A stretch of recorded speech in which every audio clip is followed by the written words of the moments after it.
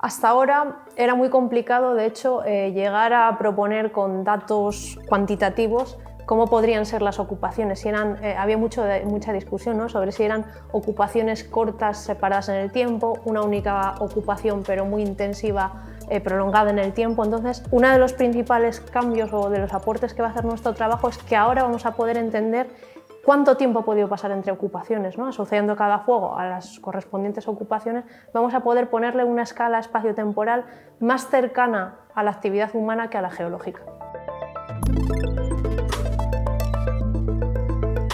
Yo soy Ángeles Rejón Lagunilla, soy investigadora postdoctoral en la UBU. En origen estudié Historia, pero durante mi tesis doctoral, que hice aquí también en Burgos, me especialicé en arqueomagnetismo y desde entonces he seguido trabajando en esa técnica que precisamente es una de las partes centrales de nuestro trabajo. Hemos sido capaces de estudiar un conjunto de 6 fuegos que en el campo no éramos capaces de identificar bien cuál iba antes, cuál iba después. Entonces, por un lado, gracias a la arqueoestratigrafía los hemos ordenado, hemos visto cuál iba antes y cuál iba después, y por otro lado, con el arqueomagnetismo, hemos sido capaces de ver cuánto tiempo ha pasado entre fuego y fuego. En algunos casos era del orden de unos 20-25 años aproximadamente, y en otros casos llegaba incluso allá 80-100, hablamos de un poquito más de un siglo. Con lo cual, ese depósito, esa secuencia de fuegos, habría necesitado un tiempo mínimo de unos 200 años para que se formara. Ese sería el principal hallazgo, ¿no?, que hemos hecho con nuestro trabajo. En primer lugar, como he comentado, lo que hemos hecho ha sido, lo primero de todo, ordenar esos fuegos, saber cuál viene primero y cuál va después, porque a veces están muy cerquita, pero no somos capaces a simple vista de detectarlo. Entonces, con ayuda de puntos tomados con estaciones totales que nos ayudan a ver la profundidad al milímetro, hemos sido capaces de ordenarlos. Primero va este, luego va este, luego va este. Por otro lado, con el arqueomagnetismo ya hemos intentado cuantificar el tiempo que hay entre un fuego y otro.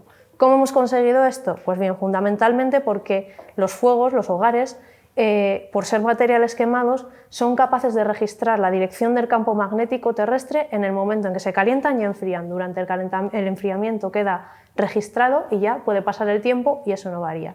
Entonces, como sabemos que la dirección del campo magnético va cambiando a lo largo del tiempo, lo que hemos hecho ha sido realizar un análisis estadístico de cómo varía la rapidez, ¿no?, de cambio del campo magnético terrestre, de su dirección, para intentar inferir, mediante análisis estadísticos, qué tiempo mínimo necesitaríamos para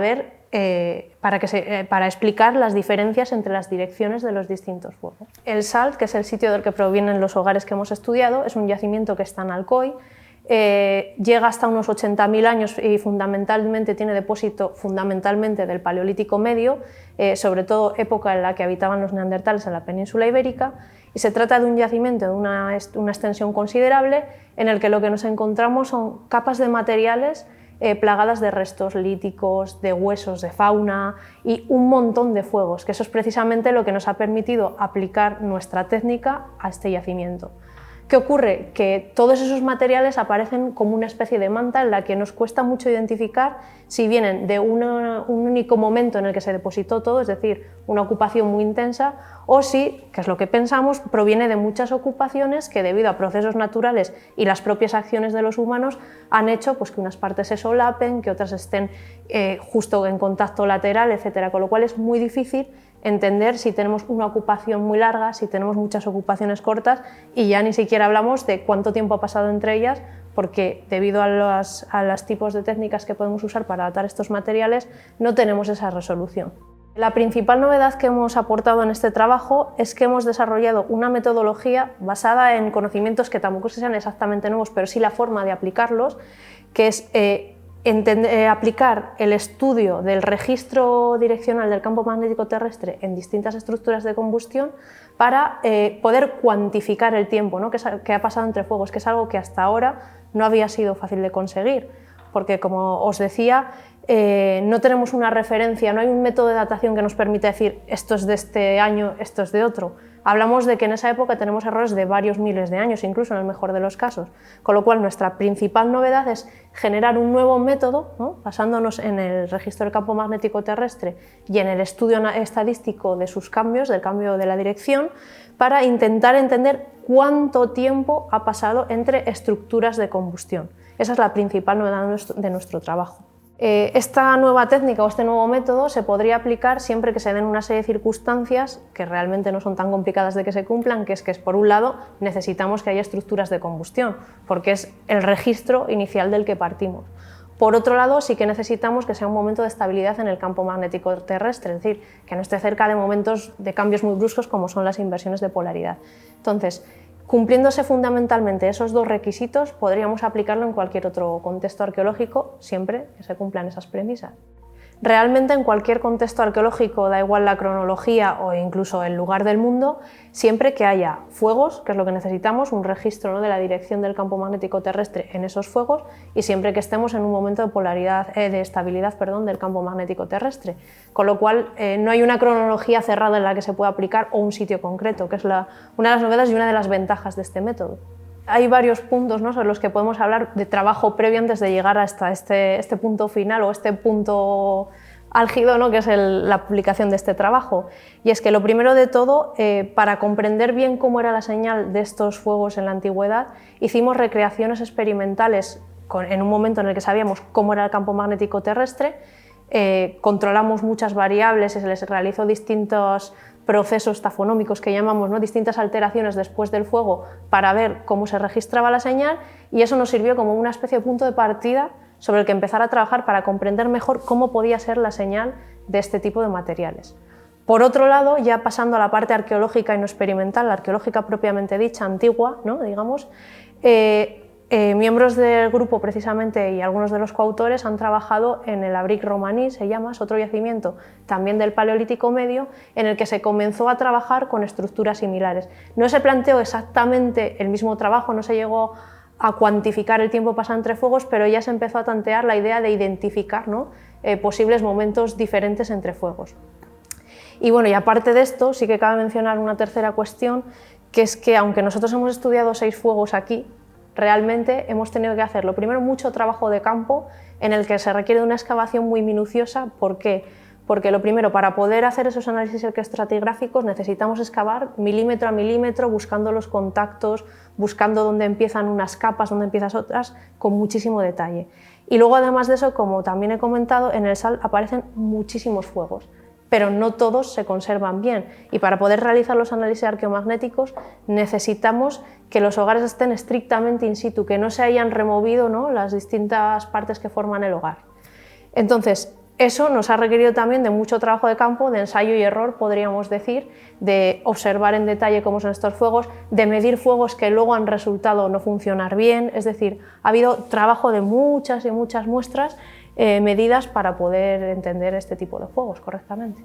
Este trabajo en realidad ha sido un poco guiado, ¿no?, por investigadores de aquí de la Universidad de Burgos, por mí, por Ángel Carrancho, por Juanjo Villalain, pero es verdad que ha sido una colaboración entre distintas instituciones que incluyen la Universidad Complutense, la Universidad de Alicante, la Universidad de La Laguna y la Universidad de Valencia. Sí que me gustaría destacar que ha sido un auténtico trabajo en equipo en el que ha habido que encajar distintas piezas de este puzzle, ¿no?, sin el que unas personas sin otras no hubiésemos sido capaces de llegar a la información final, porque sin el trabajo de campo no podemos llegar a la arqueoestratigrafía. Sin la arqueoestratigrafía no podríamos ordenar los hogares. Sin ordenar los hogares no podemos saber cuál va antes o cuál va después para identificar el tiempo que ha pasado. Entonces creo que ha sido un auténtico trabajo en equipo en el que todas las personas que han participado de una u otra manera han aportado algo muy importante al trabajo, y creo que eso es algo digno de destacar. Hasta que llegamos a ese dato final, que es la dirección media de cada uno de los fuegos, hay un proceso muy largo, que a veces cuando leemos los artículos no se suele ver todo lo que hay detrás, ¿no?, la cocina que hay detrás. Entonces, cuando vamos al campo, lo primero que tenemos que hacer, aparte de identificar qué estructuras están mejor conservadas, lo primero que tenemos que hacer es decir, bueno, yo tengo este fuego que me interesa, con lo cual ahora voy a proceder a muestrearlo y tengo que elegir dentro de ese fuego unas áreas, al poder ser mínimo, para sacar 2 bloquecitos como estos que tenéis aquí, por ejemplo, ¿vale? Esto sería un ejemplo de bloque de mano como los que hemos sacado en el SALT, pero hay que tener en cuenta también que no solo muestreamos nosotros, hay muestreos de química, de micromorfología, entonces tenemos un acceso limitado a las muestras. Al menos intentamos que siempre sean 2, más si nos dejan y si se puede, pero hacemos lo que podemos. Entonces lo que hacemos es, una vez identificada el área, echamos escayola encima de de esa parte y con una plaquita de plástico simplemente y un nivel de burbuja hacemos que sea totalmente horizontal y hacemos unas marcas como las que se pueden ver aquí que nos indican hacia dónde estaría el norte, ¿vale? El norte magnético en este caso. Podemos hacerlo con brújula solar, pero en nuestro caso lo hemos hecho con magnético.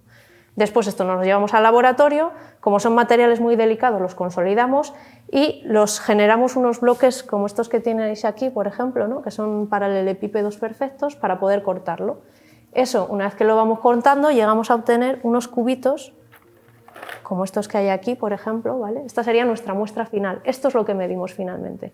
Pero claro, este trabajo se ha extendido durante semanas, en lo que esperamos a que seque el consolidante, entre que cortamos, secan las muestras y demás. Pero luego, además de eso, requerimos de otro proceso importante que es seleccionar las muestras. Necesitamos aquellas que tengan la menor cantidad de escayola posible, ¿no? Para que tenga, porque lo que medimos es nuestra muestra del campo, no la escayola. Entonces, una vez que ya hemos hecho todo eso, procedemos a realizar los análisis en el laboratorio, que lo mismo llevan sus semanas, sus meses incluso a veces, y como decía antes también, ensayo y error. Hay muestras que salen bien, hay muestras que no salen bien. Entonces, hay veces en las que hay que descartar fuegos o hay que seleccionar otras muestras dentro de ese fuego. Bueno, esto sería un fragmento de uno de los bloques en el que podemos ver la matriz arqueológica que hemos cogido. Entonces, esta parte de arriba sería la superficie sobre la que se hizo el fuego, que debido al calor se ha oscurecido, se ha ennegrecido, y por debajo tendríamos el resto de sustrato que va debajo de ese suelo, de ese sustrato mejor dicho, que realmente no ha sufrido un impacto térmico como si ha sufrido esta parte más oscura. Los trabajos de laboratorio propiamente dicho han sido íntegramente realizados aquí en la Universidad de Burgos, en el Laboratorio de Paleomagnetismo, y han consistido como en dos tipos de experimentos diferentes. Por un lado tendríamos los análisis de propiedades magnéticas que nos sirven para identificar qué minerales magnéticos tenemos en nuestra muestra, para entender bien cuál es su comportamiento. Y por otro lado tendríamos ya los experimentos de paleomagnetismo, los análisis paleomagnéticos propiamente dichos, que consisten paradójicamente en la destrucción progresiva de la magnetización registrada por nuestras muestras para después poder analizar cómo es el vector magnético de esa componente que han registrado, ¿no? De ese registro de la dirección y posteriormente poder calcular las direcciones. Pero hay que destacar que bueno, son procedimientos que llevan mucho tiempo porque requieren de calentar, enfriar, medir y esos pasos los podemos repetir hasta 20 veces y cada calentamiento-enfriamiento nos lleva una hora, hora y media cada uno. Entonces requiere de bastante trabajo de laboratorio y prolongado en el tiempo. Hasta ahora era muy complicado, de hecho, llegar a proponer con datos cuantitativos cómo podrían ser las ocupaciones. Había mucha discusión, ¿no? Sobre si eran ocupaciones cortas separadas en el tiempo, una única ocupación pero muy intensiva, prolongada en el tiempo. Entonces, el principal punto es que con estos datos vamos a poder empezar a entender mejor, ¿no? Esos tiempos, porque hasta ahora había un problema muy grande y es que estábamos trabajando prácticamente a una escala geológica para entender el comportamiento humano, que está más cerca de la escala etnográfica. Con lo cual ahí estamos intentando comprender una serie de procesos desde una escala un poco alejada, ¿no? Entonces era muy difícil entender cómo los procesos humanos, ¿no? Las actividades humanas cambiaban a lo largo del tiempo si no controlábamos bien el tiempo, ¿no? Entonces, uno de los principales cambios o de los aportes que va a hacer nuestro trabajo es que ahora vamos a poder entender cuánto tiempo ha podido pasar entre ocupaciones, ¿no? Asociando cada fuego a las correspondientes ocupaciones, vamos a poder ponerle una escala espacio-temporal más cercana a la actividad humana que a la geológica. En primer lugar, nuestra idea es seguir aplicándolo por lo pronto al sal, porque el sal tiene excavación para años, tiene para generaciones de trabajo, y siguen saliendo muchísimos fuegos, con lo cual, aunque algunos puedan salir mejor, otros peor, porque siempre contamos con esa posibilidad, pero queremos seguir trabajando. De hecho, seguimos yendo año tras año a excavar y a muestrear al yacimiento del sal para intentar seguir entendiendo estas ocupaciones, ¿no? Es como nuestro laboratorio de prueba, donde podemos poner a prueba nuestros métodos y la intención es seguir usándolo en las nuevas unidades que se están excavando. Y por otro lado, también está en proceso uno de los sitios que fue germen de este trabajo, que es en el Abric Romaní, que en la actualidad tiene una tesis en desarrollo y siguen participando miembros del grupo en los estudios allí, que la idea es hacer algo similar, pero aplicado a los materiales de ese yacimiento, que también son del Paleolítico Medio, es de época de los neandertales.